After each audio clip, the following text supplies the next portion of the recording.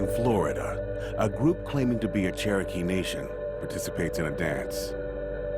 In Alabama, people who call themselves a Cherokee tribe march in a parade. In Texas, a group who have declared themselves a Cherokee nation performs a ceremony.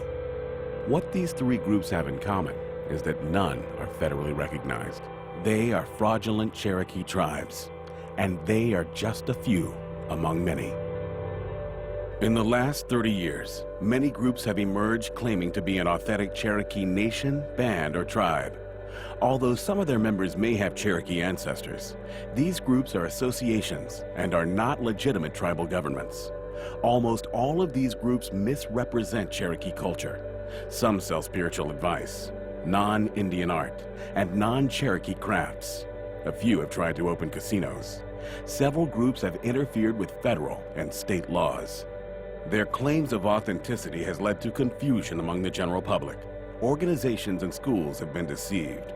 Government officials do not know if these groups represent real Cherokees.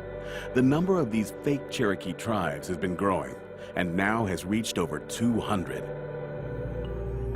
Today, there are only 3 authentic federally recognized Cherokee tribes: the Cherokee Nation, the United Kituwa Band of Cherokee Indians in Oklahoma, and the Eastern Band of Cherokee Indians.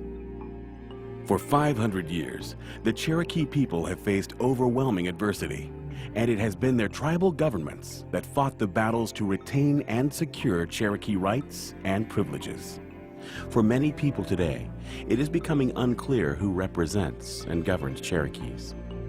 Well, a tribe is a governmental entity that has an established, recognized government-to-government relationship with the federal government. Our relationship with the federal government is long, it's continuous, it's historically documented.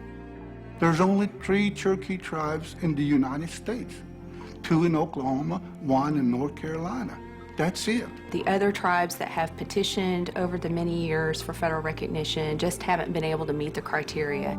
Some groups claim to be federally recognized, but they are not, and their evidence is misleading. A form letter from the President of the United States, a mention in the Federal Register, correspondence from a federal agency. A few fake tribes claim authenticity from being recognized by states, but as laid out in the U.S. Constitution, only Congress has the right to recognize tribal governments. States have no standard set of requirements. Some states simply grant recognition by a legislative resolution or a letter from the governor. Membership standards for these fake tribes are often minimal. Many require nothing more than the belief one is Cherokee. Fake tribes imitate authentic Indian tribes. Almost every group uses the title of principal chief or chief as their head. Several groups make up tribal roles that are not part of Cherokee culture. Members very often create Indian names for themselves. The majority of these names have no connection to Cherokee tradition. At times, the names are romanticized and stereotypical. Fraudulent tribes often state their intention is to learn and spread traditional Cherokee culture. Here, a chief makes a presentation. He is wearing a war bonnet. Cherokees never wore them. A teepee. Cherokees never lived in them. A man claiming to be a firekeeper in a costume of his own creation. A radical misinterpretation of a booger dance. On their websites, these groups express their versions of Cherokee history and culture. Very few of them represent it accurately. These frauds are harmful in the fact that they distort our history, they distort our culture, they misrepresent who we are by putting on these particular shows of trying to be Indian. I'm proud to be a Cherokee, and I was raised Cherokee, and for them to misidentify themselves by mocking my ancestors is just wrong, and it's heartbreaking. Many of these fraudulent groups use deceptive practices to take advantage of the rights and privileges reserved for real tribal governments. One group sold counterfeited automobile license plates. Another group, claiming sovereignty, deceived a local sheriff with a fake court order and took custody of a child. The case was exposed, and the child was returned to its parents. Several have tried to open illegal casinos. Another fraudulent tribe sold tribal memberships to illegal immigrants. They sold 10,000 membership cards for anywhere from $50 to $1,400. One fake tribe illegally channeled money from a government grant to schools for each student enrolled in their fake tribe. They charged $120 for memberships, and no proof of Indian ancestry was required.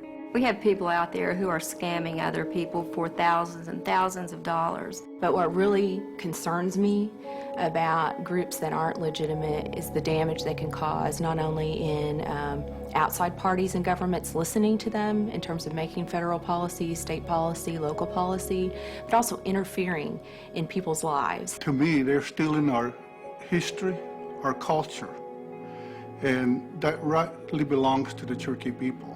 I don't feel that it's right. I don't think that people should just go around just making up their own tribes, calling them whatever they want to call themselves. To be a Cherokee, you have to be a citizen, you have to be by blood. Anybody can start a club up, and it's only if you want to join it, you'll join it. But I was born into this.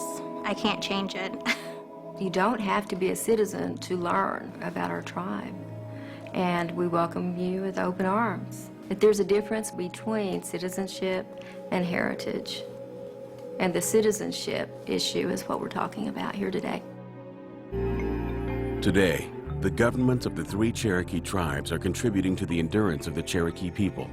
In their jurisdictional boundaries of Oklahoma and North Carolina, the Cherokee language and culture still thrive. The largest of the 3, the Cherokee Nation, with over 280,000 citizens, operates 8 health centers, numerous housing and language programs, as well as career, community, and human services. The Cherokee Nation has helped to improve the quality of life for all people in Northeast Oklahoma. They employ more than 6,800 people and financially contribute to local fire and police departments, road development, and Oklahoma public schools. Heritage is different from citizenship.